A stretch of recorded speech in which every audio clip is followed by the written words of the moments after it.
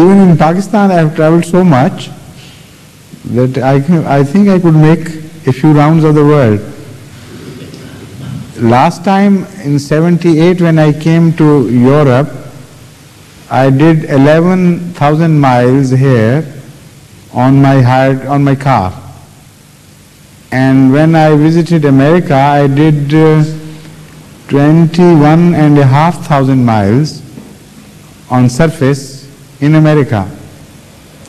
So that was how much altogether? 33,000 miles, about 32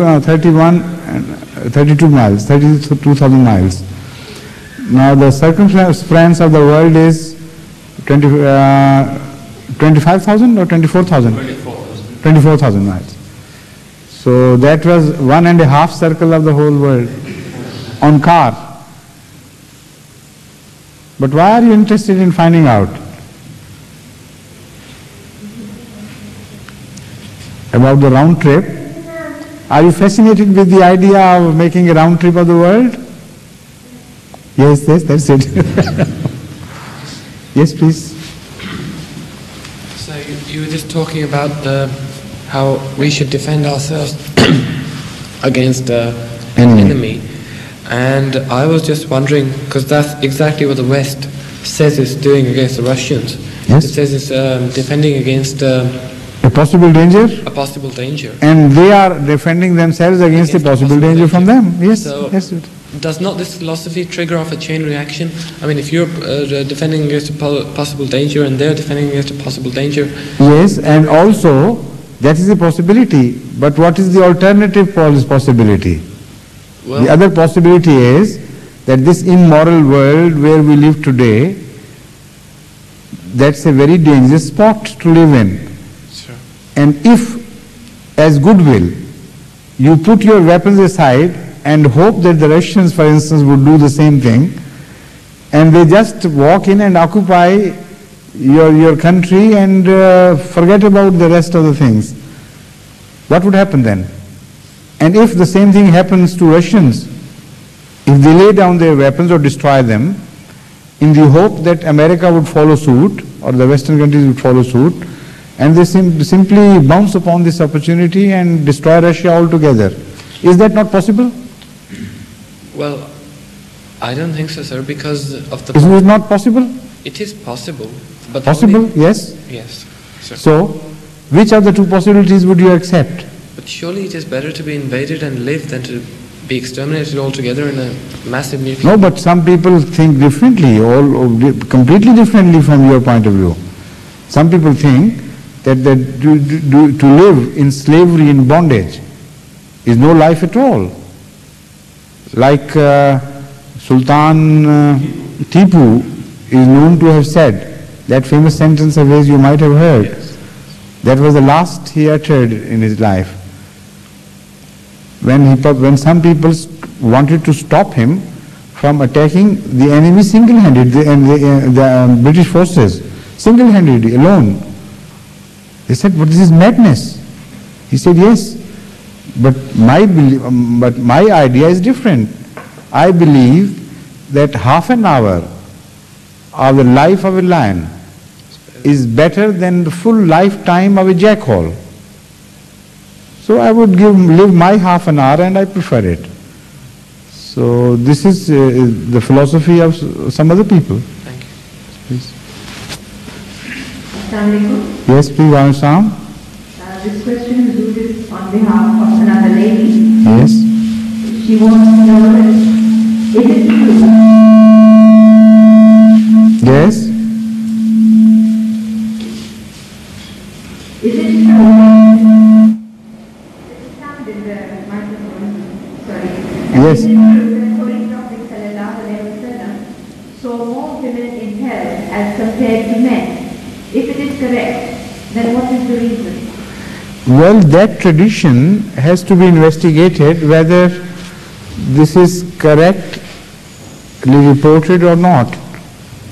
But as far as the tradition goes, I can tell you this, that according to that tradition, Hadhrat sallallahu alaihi wasallam saw more women in hell than men. And he asked the question, why? And he was told that generally the women are more ungrateful than men are. If a wife is kind to her husband, the husband would remember more often than not that kindness and generously accept that. But if a woman has been treated kindly all her life and just once the husband forgets to look after some requirement or need of the woman, she would turn back and say, look here, you have never done any good to me all of my life. I have spent the life in hell and pain and misery. So because that is the attitude, and Allah dislikes the ungrateful people, so this is the reason why they would go to hell more in number. Now the point is, if this is true, and this is a debatable point, if this is the real common observation of today also, because if it is the real human nature, it can't change. If the women of today also are the same way, then one could really incline to believe that this tradition might be true. I mean, this might have been said by Hadhrat Mirza. But if we find that this is not correct, this is not the true state of affairs, then I would reject that tradition as something which might have been concocted later on by somebody. But apart from this, in itself it has to be investigated how far trustworthy and reliable this tradition is. Yes, please. Yes? Yes, I'm asking you. Hazur, which book of hadith is this in? I don't remember. Would you remember? Which book, in which book it has been related? Don't remember? All right. We'll find out.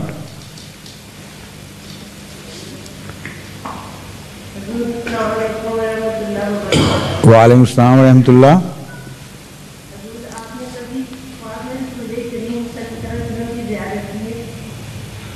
Hadhrat sallallahu alaihi wasallam ki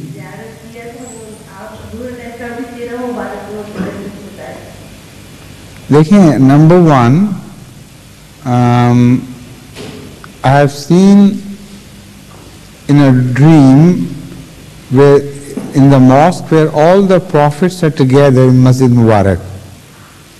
But I met Hadhrat Masih Maud wasalam, but not Hadhrat sallallahu alaihi wasallam, and I thought he was representing him. So that is the maximum I can say. But so far I have not been blessed by a positive vision of Hadhrat sallallahu alaihi wasallam myself. As far as the second part of the question is concerned, that is invalid, because a person in his dream sees a vision which may be according to his own station and his own capability. Many a time a person sees Hadhrat sallallahu alaihi wasallam in dream, while his vision is different from another person's dream. So that positively shows that the vision which he sees is according to his own reach of mind and his own qualities. Only about Hazrat Masih Maud ﷺ and some other saintly people we can positively say that Allah would certainly have shown him the true figure and shape, face of Hadhrat ﷺ. But about the rest one cannot be sure. So this question is not valid. For anyone to demand anyone to describe Hadhrat ﷺ how he saw him, it is invalid not only for this reason, but for another more cogent reason. Hadhrat sallallahu alaihi wasallam has been fully described by those who saw him, who lived with him and lived with him for years and years. So if you want to read the description of Hazur Akram sallallahu alaihi wasallam, how he looked like, why not read that in the tradition, in the reality of, in the world of reality? where Hazur Akram Sallallahu Alaihi Wasallam